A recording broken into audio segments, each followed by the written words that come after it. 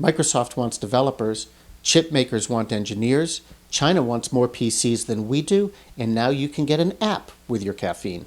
I'm Mark Pfeffer, and this is the DICE News Update for Tuesday, August 30th, 2011.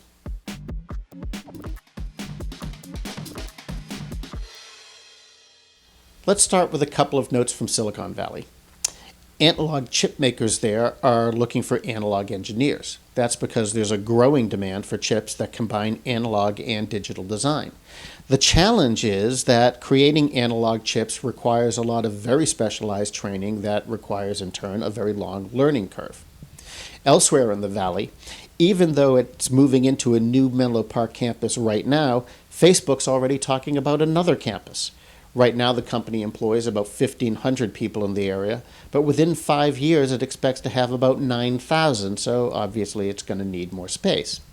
Now let's move up to Redmond. Microsoft is looking for WebOS developers.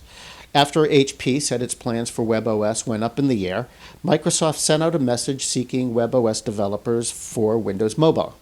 The company's senior director of Windows Phone 7 development, Brandon Watson, tweeted that the company will provide what the developers, need to be successful on Windows Phone, including free phones, development tools, and training. TechFlash says he got about 500 responses in less than 24 hours. So what's a news update without numbers? These are about China, which is now the largest PC market in the world.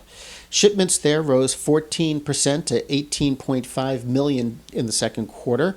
That compares to the United States, where they fell 4.8% to 17.7 million. Next year will be the first full year that China beats the U.S. in this area.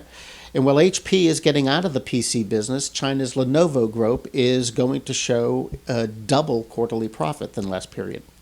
China accounted for 22% of the global PC market in shipments. That's 1 point more than the United States. It'll end the year with more than 72 million shipments. Starbucks and Apple are now offering iOS apps that you'd usually pay for free. Starbucks calls it its Pick of the Week promotion, and it's similar to the free song downloads it's been offering since 2008. It works like this. The next time you go to get your caffeine or your sugar fix, if you like Rice Krispie treats, look at the cash register for a Pick of the Week card.